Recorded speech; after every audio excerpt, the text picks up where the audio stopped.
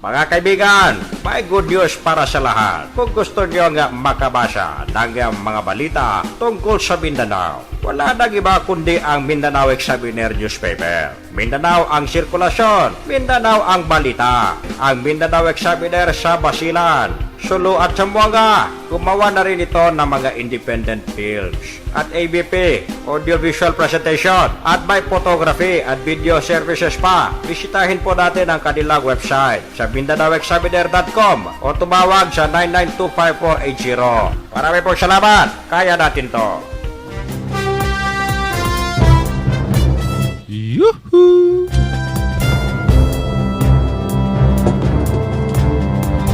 Alright, welcome mga kaibigan sa inyong programa.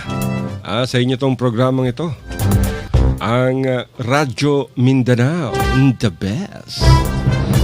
Dito lamang sa DXXX Radio Philippines Network, RPN, Zamboanga City. Ito po niya baling ko, Nalasinto, nagsasabing isang mainit-init, malamig-lamig na hapon sa ating lahat.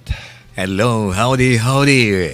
Mayong hapon kaninyong tanan mga kaigsunan. Then niya napunta sa atong telemono ng Giring Radio Mindanao. O ginaot nga na tadiha nga naminaw lang gihapon, dili masumuran nga maminaw sa atong telemonon.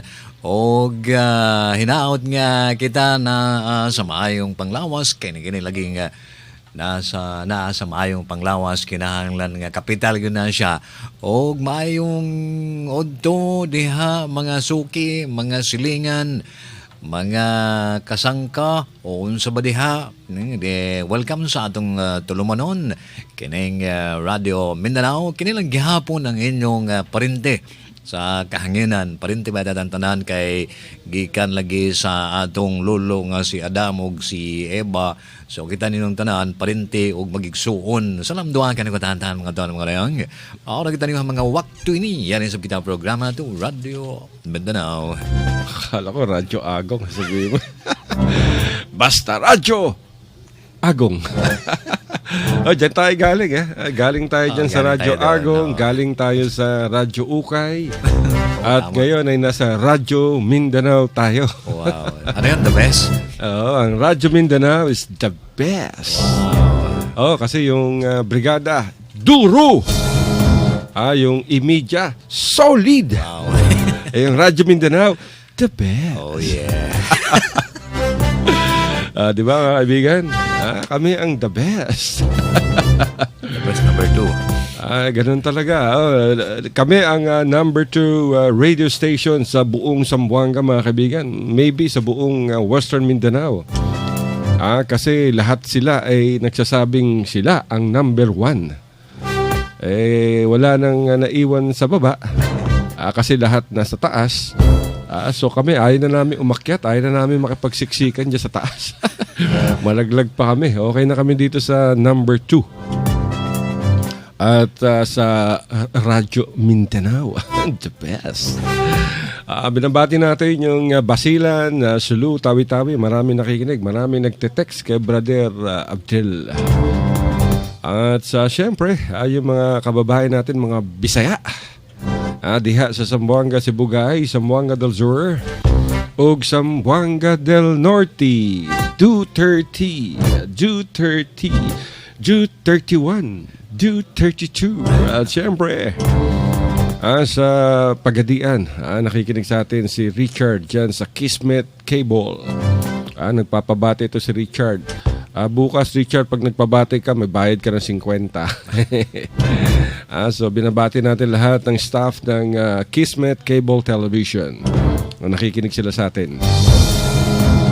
At syempre, sa Sultan Kudarat, sa Tacurong City, Coronadal, Kidapawan, dyan sa North Cotabato. Nakikinig daw si Roderick Benyes, yung ating correspondent dyan sa North Cotabato. At syempre sa Cotabato City, kay Direktor Amir Mawalil ng Bureau of Public Information. At sa ARMM kay Governor Mujib Hataman. Good afternoon, sir. Sa Sulu Province, batiin natin si Governor Toto Tan.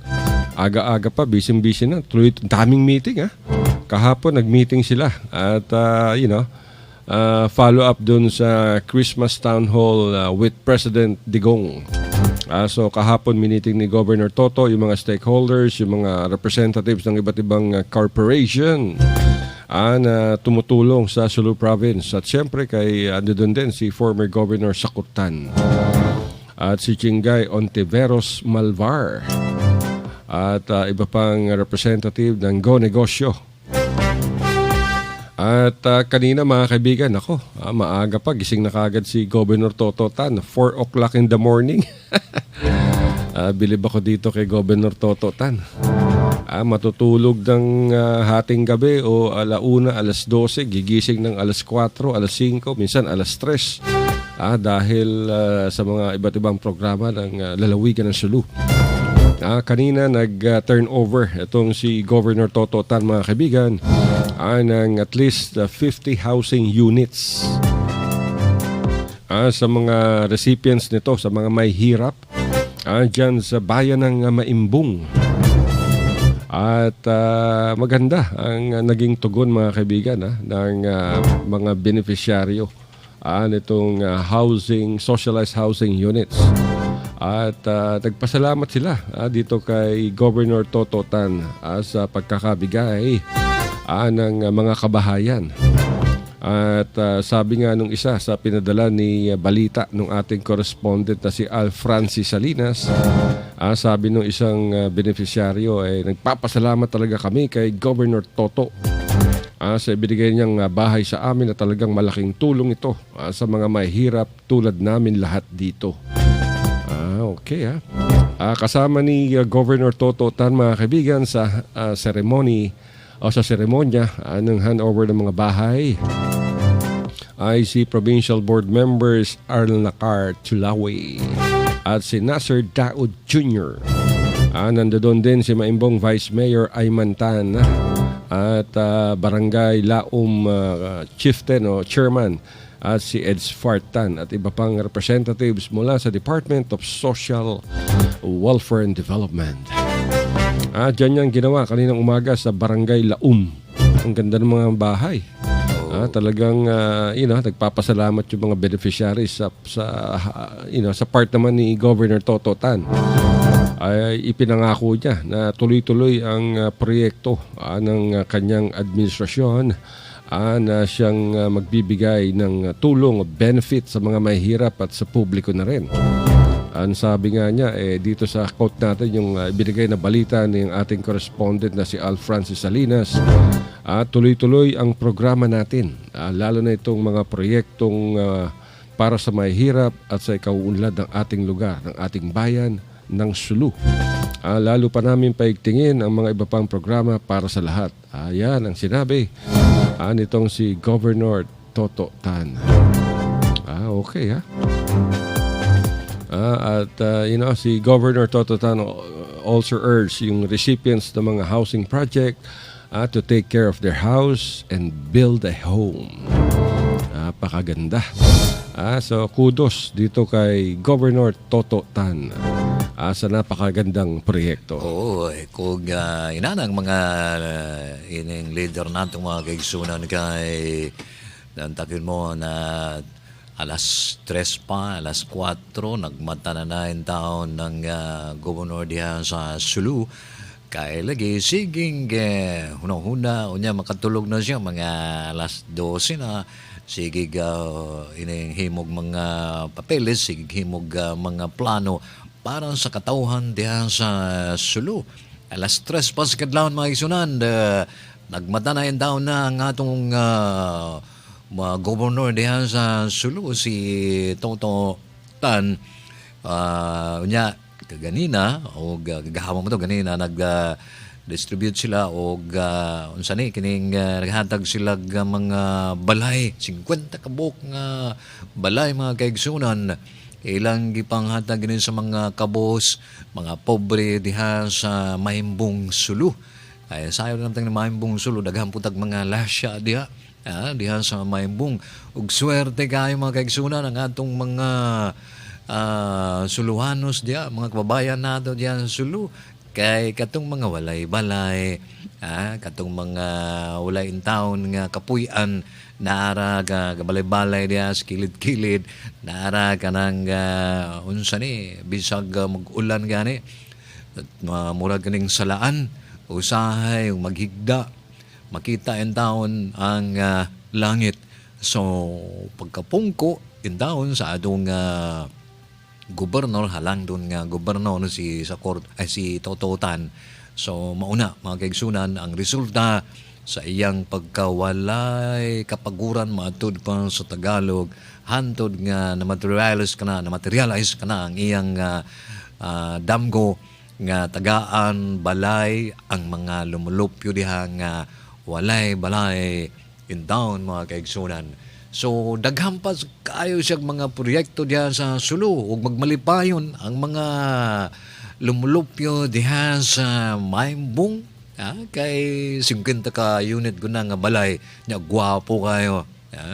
Gwapo kay tayo naman ta kay dugay-dugay man usahay katong miaging tuig dugay-dugay man ta diha. Lima ka tuig man ta diha sa Sulu mga kaigsunan ug atong nalibot na ang probinsya ni anang Sulu o makita nato ang mga balay in town sa mga kabos kanabitong unsa ni kanang lubi bitaw himunan nila kanang lubi nga dahon sa lubi, tawag pa na dito sila sayrap. Himunan nila gug atop, di ba? O pila ka bulan na malaya na siya. Unya bulok na siya. So mura na mag-ulan gani mga kaigsunan, mura na nagsalaan. So mao nang naglantaw ang ilang leader diha sa Sulu nga in town kaluoy po sa Ginoo nga nahimuhan na silang balay, di ba? Nahimuhan na silang balay mga kaigsunan ug ang gipangayo lang niya ang mga nagpuyo diha sa balay himuon nilag puloy anan, himuon nilang kining ang diha sa sulod niya ng balay ila po nang imantener. Dili kay pasagdan lang nila, dili kay murag gihatag lang naman sila unya pasagdan na nila o kinalan ang nagpuyo diha na abay gugma sa isig katao, na ay gugma sa ilang mga anak, na ay gugma labi na jud ang kanang balay ila ng galamon, di ba? So mao na ang yang gipangayo sa mga katawhan diyan nga nahatagan og balay nga unta magmalinahon sila unta na ay maayong resulta, na ay maayong paggalam niya ng balay nga ilang gihatag. Alright. Ayan mga kaibigan, basta masipag yung inyong lider, talagang asahan ninyo magiging maganda, matagumpay ang isang lugar. Kaya kudos kay Governor Toto Tan. Anyway mga kaibigan, nagpe-press con daw si Manay Gina Lopez ng Department of Environment and Natural Resources. Ang pagkakaalam natin dito ay merong masususpending mga mining. Dahil nag-ikot itong si Manay Gina mga kaibigan, nag-aerial inspection sa Eastern Mindanao, Southern Mindanao. Nako, nagulat si Manay Gina. Muntik na yatang atakehin ng migraine nung nakita niya yung pagkawasak ng kalikasan. Dapat pumunta rin si Manay Gina mga kaibigan sa Tawi-Tawi. Yes, so. Diyan sa Tawi-Tawi, matindi yung nickel mining dyan. Nako, hanggang ngayon nagpapatuloy daw. Pakinggan natin yung press conference ni Manay Gina. Tignan natin kung makaka-hook up ba tayo dyan sa DNR. Operating is that, they can accept the closure and then just say, why don't we just help DNR with ecotours? They can do that, and then usually or they can appeal, and the appeal goes to the president. So that's actually the final decision is the president. That's the procedure. And then there are a number of nickel mines that are to be closed. Do you have any estimate as to how much they account for how much of the total nickel output of that? The what? The nickel the nickel mines that will be closed. They account for how much? Sorry, what's your name? 50%. The nickel that we close accounts for 50%. But I really didn't look at that. My main concern, I don't care about the I don't care about the money. I just care that our people shouldn't suffer. Why should they suffer? So the stock market goes up. What's more important, the stock market or the well-being of our people? Who cares about GDP, if our people are suffering? Like, we should get GDP in the right way. We can have GDP even higher than our current GDP, but it can come by doing the decent things. Like we're killing the economic potential of the area. All these areas we have, that is great economic potential to contribute to GDP. Our biodiversity, our ecotourism, will still have the GDP, but not doing it causing suffering. And I really didn't look at that because what's important to me is social justice. Yes. Next question. Rose De La Cruz opinion. Are you aware that you're alone in this fight? Am I alone? Maybe, yes. You may not have the support of the economic team. Which economic team? I presented the area development plan to Ernie Pernia in NEDA, and they love it. They agree with it. In fact, they've given me 2 pages. I totally disagree with you, and I'm not really sure where your statement comes that I'm alone. Before I came to DNR, I was able to collect 10 million signatures, not in favor of mining. So I am not alone. And when I went to NEDA, they also agree. And if you go to Facebook, all the hits, it's 99% is in my favor. So I am not alone. Will the support you're getting take you anywhere in the Commission on Appointments? I'm not sure, because I also know that the mining interests do support political campaigns. And I'm not going to decide on what I'm going to do because I want to get on the Commission on Appointments. That's not me at all. I'm going to do the right thing and then let the dice fall where it may. And I'm going to hope that maybe these politicians, even if they're funded by mining must have some love for God and country in their hearts. I am not alone. Yes. Ma'am, Jonathan po from Business Mirror. Yes, Jonathan. Yes, I'm just wondering what's the estimated time of recovery or return on investment if we, shift from mining to Jonathan, what's interesting to note is that for whatever money that we have gained from the mining, the net income, because the net income of the mining, 82% goes to the mining company. Okay? Out of that 82%, 95% of that goes away from the local economy. Now, even with the money that goes to the government, it may not even be enough to do the rehab. So where are we benefiting here? We're totally lugi big time. And so my confidence is that if we do the area development approach and we use biochar and all our other inexpensive technologies to heal the land, I give myself a year and a half and probably less than that to give even better result than whatever the mining is done. For example, in my project there, when I was in APS, I didn't even give one scholarship. Why? May pera sila. Sabi ng barangay captain, ma'am, lahat ng tao dito may trabaho dahil sa ugong rock. I know sa pag-alaga ng kalikasan, doon manggagaling ang kabutihan ng mamamayang Pilipino. And I have experienced it. Like, Christian, can you show the Yolanda? Just show it. I just want to show you some numbers. Jonathan, yes.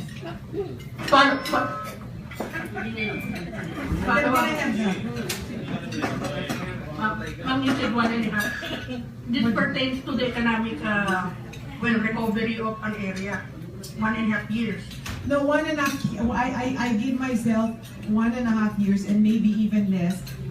If I were to do rehab measures in an area and use biochar and heal the land, I would be able to show results even in less than a year.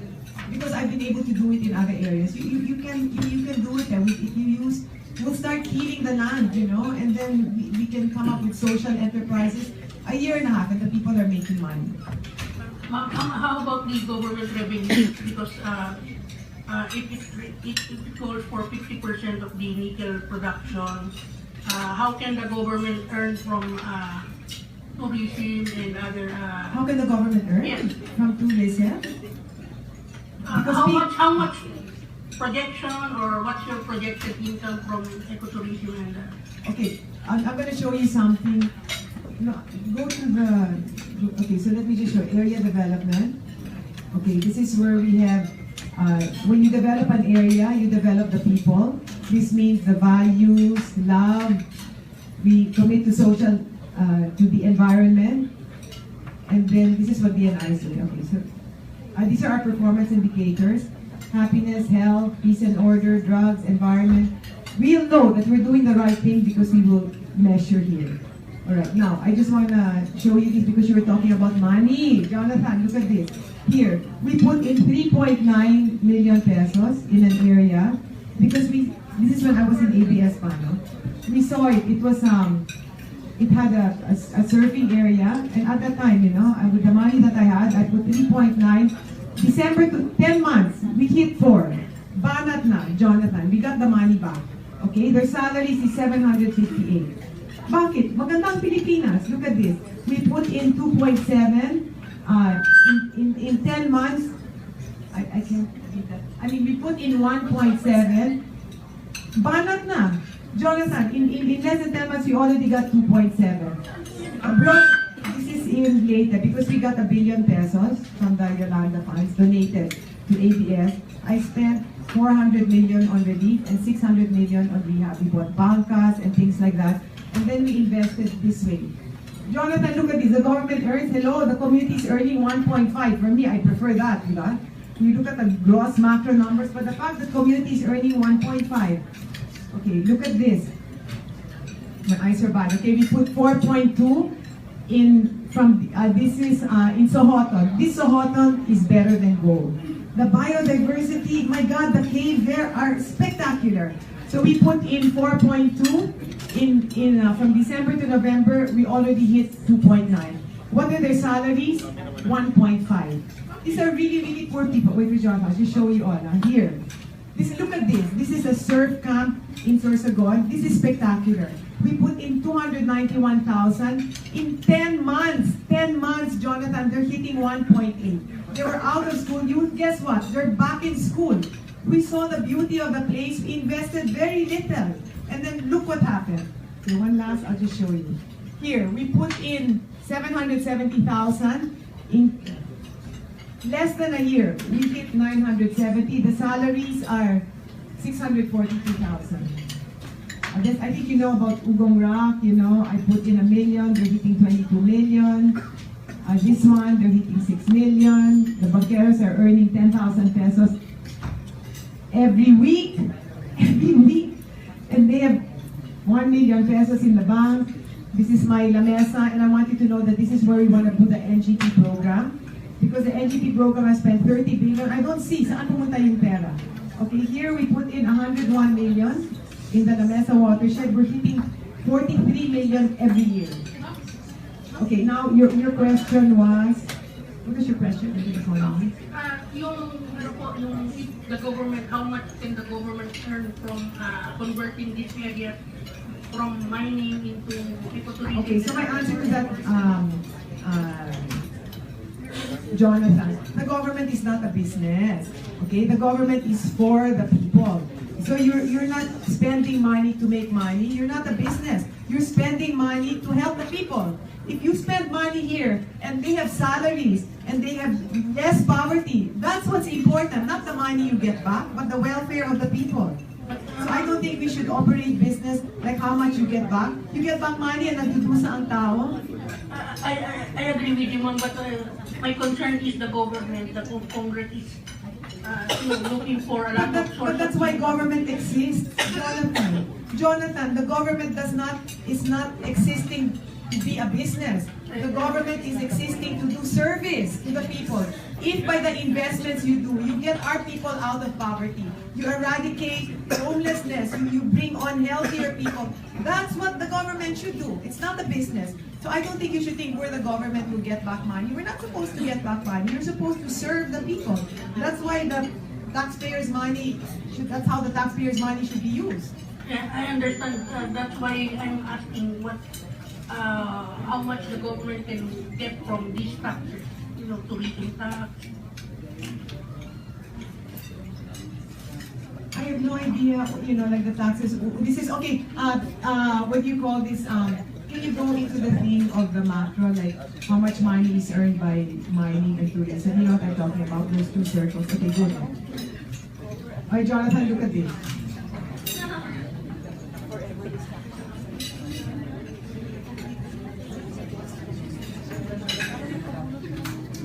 Over the years, the income of mining is 74 billion.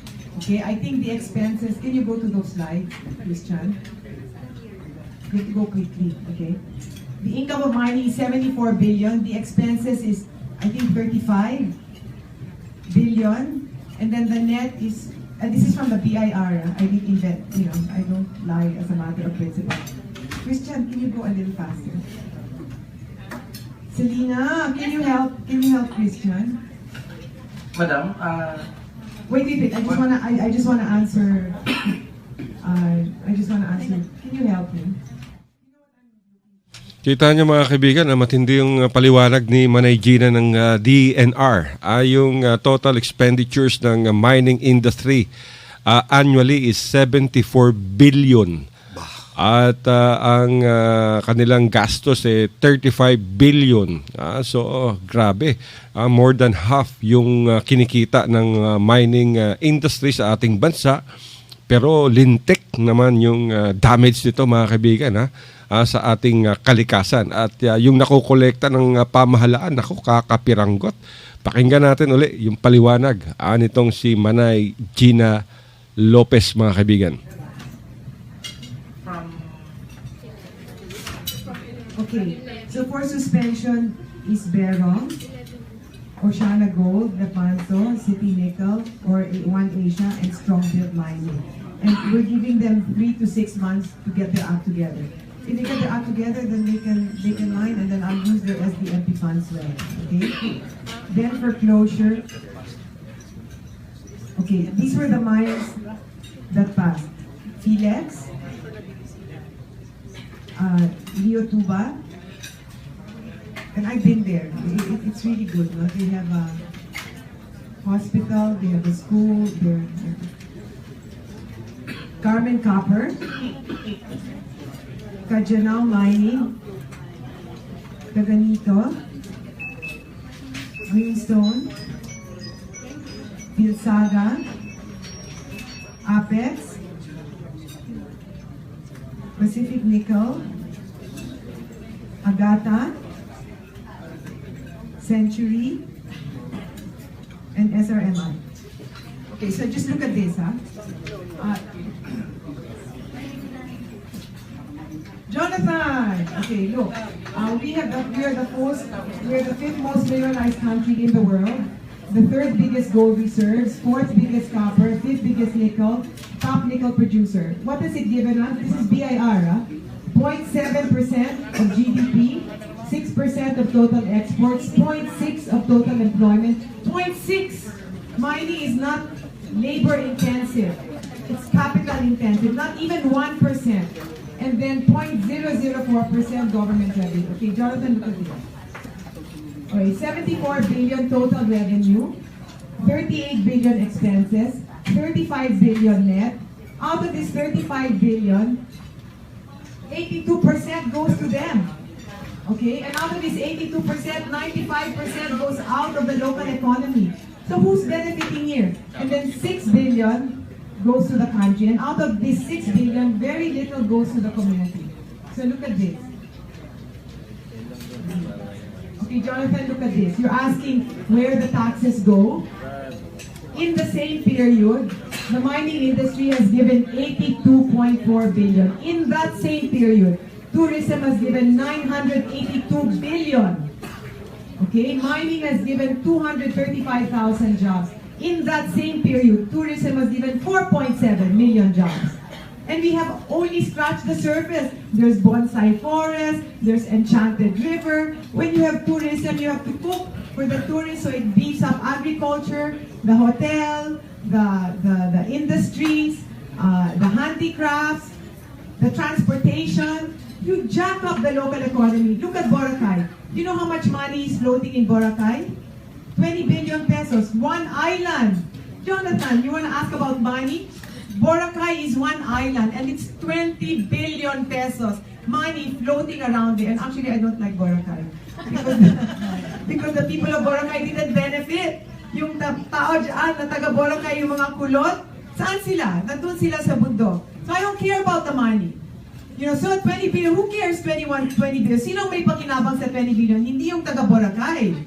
Yung gusto ko dapat yung taga Isla, doon sila may pakinabang. Thank you very much, ma'am. But the question is not... You're asking about the economy. Just to explain my side, ma'am. The question is not just for the... Well, it's for the appreciation of the people of what will happen. It's not just because of the... You know. Well, that's what's gonna happen. So that's why we need to know that so that we can report about it. I want to adopt an area development approach, the objective being the well-being of the people in that area. And we will pull all stops to make that happen. I'll use the money that we have in DNR. And I'll use the partnerships we have.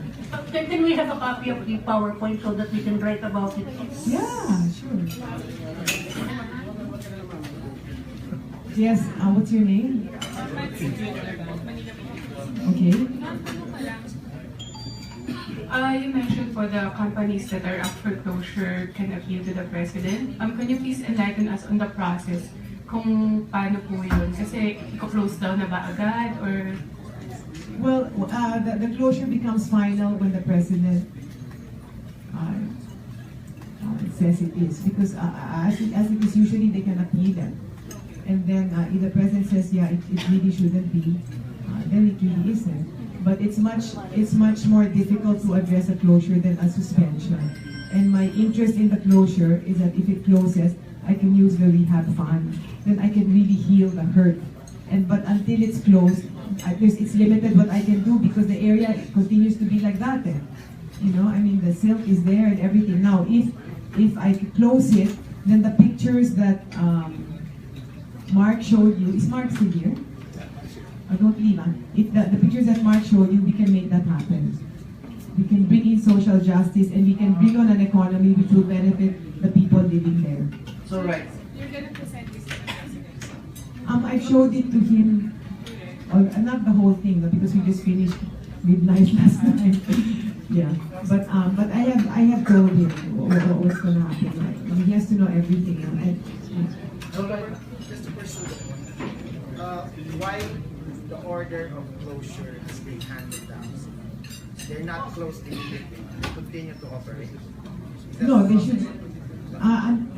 They should close unless they appeal. Unless they appeal. Yeah. So if you order them closed now and they appeal tomorrow, they could continue to operate tomorrow. That's the process. Unless they appeal. If they don't appeal, they have to close. We're trying to understand the process of it. Right, understand. So why not suspend them just immediately and then just process the closure? Because if you suspend them, number one, it's also making a statement. You know, that water is important. I mean, 15 of these mines are in watersheds. Since when is a mining company going to make more important than the water our people drink? You know, and why, since when is the money that the mining company make more important than the quality of life of our people? Why are every mining company in a watershed is putting the lives of the people there at risk? Is it right? Why should we even put their lives at risk? I'm just trying to get to the process. Yeah, I'm just saying it's making a statement. Because I'm doing the mining audit, and you know, politics is so unpredictable. You never know what's going to happen. And right now that I'm DNR secretary, I want to make the statement. So when do you hand them the closure order? Oh, we already did. So they're closed now? We gave it 2 days ago. 2 days ago. So Yeah. they're basically no operation is no mining operation. Well, they shouldn't be operating unless they appeal. If they don't appeal, then they should stop operating. If they continue to operate, it's illegal. Then that's double whammy. They're breaking the law. And then you mentioned 235,000 jobs. By the mining industry over the years. Not just the 42, not just the 41, but the other mining companies. No, I'm saying the mining industry has generated 82 billion. Christian, can you put it back? The mining industry has generated 82 billion pesos over the time period and 225,000 jobs. in contrast to that, in that same period, the tourism industry has generated. Can you put it back? What I'm trying to understand is the job losses or the expected because of the closure. Kasi hindi naman Okay, when I was in Marrakesh, what they showed very clearly is that when you go environmental, it's not really a job loss, it's a transformation of the kind of jobs you have. And in fact, the studies showed us that a green economy actually creates more jobs. We're not going to close down the jobs, you'll have more jobs, but at least people won't get sick. So it means transforming the way we uplift our economy. And my conviction is that an economic development paradigm which seeks to extract to the detriment of the people living there is not the way for the Philippines to go. It has given us nothing. I really feel, and I will say this again because it's important, that an area development approach with the benefit of the people living there as the prime reason for being is our way out of poverty. I'm convinced about this. And I feel doing it this way will give us better GDP, will jack up, it will even jack up the stock market. But we gotta do it the right way. We have to make the right choices. Because as it is, the mineral land, as you see, is also in ecotourism areas. Okay, so you have gold, you have nickel, you have everything there, but you have also something really beautiful. So choose. Yeah. On the I'm Vivian Lulia from AEC. Oh, yeah. The suspended mining operations. What do they need to do to They need to fix their system so that they stop silting the river. Yeah, and then there are a lot of complaints from the public there. They have to address that also. Ma'am, bakit closure nga pala kagad yung order? Kasi James Galvez po. Kasi di ba yung mga previous audit, ang mga ganyang klaseng violation entails fines and penalties na. Bakit ngayon closure kagad? Because as a matter of principle, you really shouldn't have mines in a watershed. I mean, because the suspension means they can operate again. But I don't think you should ever operate a mine in a watershed. That's water. Then why is it approved by the MGB the first place? Well, they made a mistake, and because they made a mistake, I'm not going to continue it. If somebody says something stupid, then I'm going to follow them. I have my own principles and my own understanding of the Constitution. And if somebody has made a mistake in the past, I'm not going to follow that mistake. I would rather rectify it. Are you going to refund the investments by the mining companies? Kasi They've already made so much money naman. And they've caused so much suffering. Tama na, no? I mean, James, I think the interest should be our people. More than, I mean, those guys that are mining are already very, very rich. You know, it's just extra money for them. So stop it already, you know? If you want to make money helping keep our country up. If we don't have the right psychology in this country, our country will never come up. Why? Because money is more important than anything else. Okay lang, magdudun sila isa, ang pinaka-importante ang pera. Why? Ang kaligayahan ng tao ay pinaka-importante, and that's the way government should run. One clarification. You said those who were closed can appeal to the president. So when they file their appeal with the president, they can start operating again. Why it's on appeal? While it's on appeal, Yeah. right? So why not suspend then? Why close? Because, darling, I'm making a statement. You can't have mining in a watershed. It's the same process. No, it's not the same process. When you suspend it, you're saying if they fix it up, which I said with the other 6, if you fix it up, they can operate again. I'm saying you shouldn't operate because it's a watershed. It's the water of our people. Where are you from? Here. Where? Manila. QC. Okay. Madam, You know, when I ask the people there in the mining, where are you from? Laguna. Why? Bakit ka dito sa Dingan? but Madam, are you expecting the president to come up with an immediate This is what I know about the president, okay? This is what I know about the president, and this is what I've experienced with the president. He really loves the Filipino people, and he really does not want people to suffer, and he's really matapang. And so when I know, and I'm confident, that when he makes any decision that he will make, it will be for the common good. Ma'am, last, can we have a copy of the recommendation of the MGB Review Committee with regard to lahat ng mining operations? Kasi parang For whatever the MGB has done, the MGB is under me, and the MGB is recommendatory to the cabinet secretary. So at the end of the day, I make the decisions. They have their only play here is to recommend.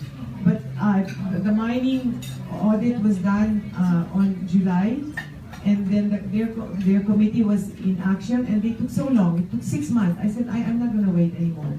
You know, because if you keep things hanging, it's not also good for the investor. You say yes, no, then finish. Why do you keep them hanging? It's not honest to them also. And and this is what Duterte likes. He doesn't like when papers go really slow. And MGP has been really, really slow. I am not happy with them at all. This decision, the decision has nothing to do with the recommendation? I'm saying that MGB is recommendatory. But at the end of the day, I look at the recommendations and I visited the mine sites myself and I visited the people myself, and then I use my judgment on what is the best thing to do. So they're in no authority and in any position to make decisions. They are recommendatory. Yes, ma'am. Can we have a copy of their recommendations?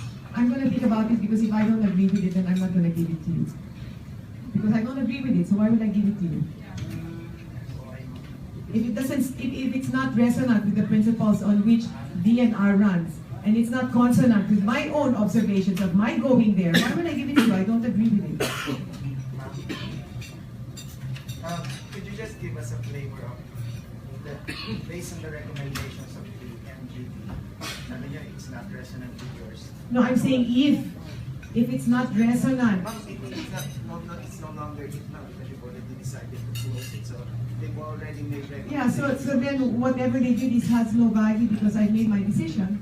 So I am not. What's important here is the decision I make as cabinet secretary, not the recommendations. So I don't want to show you the recommendations, whatever it may be.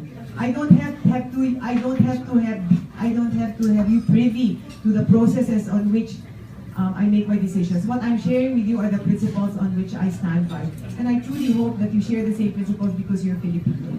Okay, and I'm not going to show you the things because I don't want anything complicated and I don't want to rock the boat. Just leave it already, okay? I've made my decision and accept it. So that's what you write about. Now don't try to make things complicated. So paano ma'am po, ba't na-delay pa? When you can recommend naman pala kagad na closure immediately last month? Well, because we wanted to follow due process. But if you take too long, I'm not going to wait forever. And then you So we're giving follow the due process kasi you decided and then wala pa yung complete audit. I'm giving them a chance to fulfill their responsibilities. If they take long, I'm going to take action. Ma'am, after this 41, how many more companies are in existence? And are they all compliant? There are 12 that passed. I have a question. You're all Filipinos, right? You're all Filipinos. Do you agree with what I say, that the Filipinos should be enjoyed by the Philippines? The Philippines should be enjoyed by the Filipinos? What's your name? Me? Yeah, your name. Rose. Do you agree with my statement that the Filipinos should enjoy the resources and Dinagat, the people from Dinagat should enjoy the beauty that is in Dinagat? Yeah. Okay, good.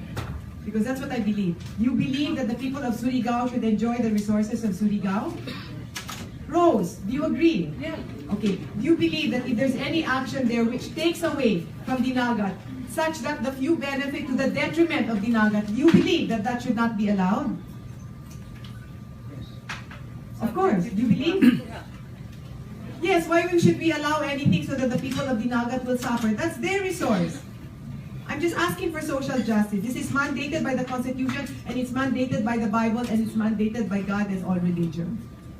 So, ma'am, That's all. just a question. If the president asked you for the recommendation of the MGB, you won't give it? If the president can ask, whatever the president asks, I will give him whatever, di ba? But you're the press. No, ma'am, but we have And the press can be very complicated. Yes, The ma'am. president can ask me, well, of course I will the give you whatever president you has want. issued an FOI directly to everyone. We have a department administrative order that interim process documents need not be shared to the public. But of course we will give. Yeah, no, but No, if the president asks for it, I will. I'm just trying to follow that with the process. What's your name? Miss Naranjo. From Miss where? Naranjo from Davao. I'm just trying to follow the process. I'm not trying to argue. But we're trying to follow the process. there's a directive from your office that says you cannot share it. Interim. Kunyari, review committee I'm decision. under no interim. obligation to let you know what's happening here. But if it goes to the office of the I'm president, under no obligation to let you know what's happening here. If the president asks for it, I am under obligation to give it to you. All right, any other questions? Ma'am, nabanggit po yung I'm sure you. Yes, let's ask you. Are you? Felix Tambo, ma'am, DCRJ. Okay. So, nabanggit niyo, ma'am, yung paggamit ng rehabilitation fund. So, I can't use it, I think, unless it's final. area development approach. So, I can't use it until it's Yes, ma'am. final. so, are you also considering the final man rehabilitation fund of every company? Excuse me? Kinokonsidera na rin mo ba niyo yung plano ng bawat kumpanya yung kanilang final man rehabilitation fund? Plan. No, I want to go area development. You know, some of them want to put up So, a just golf using course. the fund. Hey, some of them want to put up a golf course. Hello? How do the people benefit from a golf course? No, I mean, what? No, I'm going to do area development. My interest is area development, not golf courses and not what else. I want the Filipinos to benefit from the resources of these countries. Okay? Anything else? So I hope you Ma'am? yeah. Sorry. Janina rin po. What happened to Africa? You went, it Ano, was it passed. recommended for suspension initially. No, it passed. Initially, during the... Well, I went there. I told you, I wanted to see myself. I went around, I saw the place. There was no siltation or anything there. And then, so we passed it, no? Because I went around, I saw it myself. So, for all these months, you went there? I went around. All these months? Yeah. Personally, ma'am, or you? I went around. Did you see me with the chopper? Chopper, ma'am, not visually on ground. Well, you know, I mean, if you see siltation, what more do you need to see, no? I mean, you probably see more from the chopper than on the ground. Ma'am, isn't siltation just a regular topsoil? No, it is not. When you do siltation, you kill the marine resources and you kill the fish. James, okay? And you disadvantage the fishermen. You cannot silt. It's against the law. It's against regulation. If there's siltation of that level, that's going to affect the fishermen. So for the record, ma'am, you flew over the mines. I flew over the mines and I went down and talked to the community. Ma'am, last one. You mentioned at the start of the audit that this will be very transparent. And now you do not want to give us the recommendations. Why are you contradicting yourself? What very transparent? The process of the audit, you did say that this will be transparent. You even said that there will be a website posting all your findings and... Because the press can be very, very complicated. And I've already made my decision. So in this point, in this point I feel that would just complicate things. Just for the record, ma'am, so you did not take the recommendations of the MUG? No, I'm just telling you, I don't want to talk about the process. I've already made my decision. I don't want to make any judgment or divulge anything on the MGB. I've made my decision. So, thank you.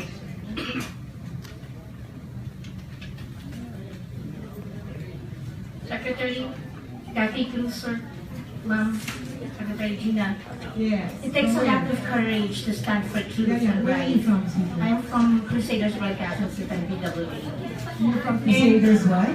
1098 kilohertz, ma'am, DWA. Yes, Nabantay also. That's a radio station. Yes, it's a radio station owned by Pastanio, formerly Dunao.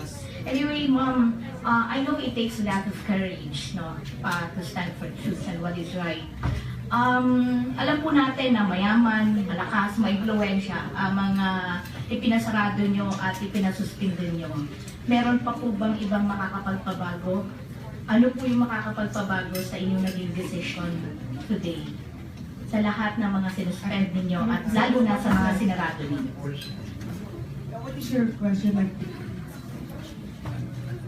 can anything change my mind in the decisions made Yes, today? particularly dun sa mga pinasarado nyo ngayon. The decision on the watersheds is non-negotiable. You cannot, and you must not, and you should not have any mining which endangers the water supply of the Philippines. No amount of money warrants the quality of life of the Filipino. I don't care about whatever. That's water. That's water. That's watershed. It should not be. It must not be. And in fact, we have made a policy in DNR that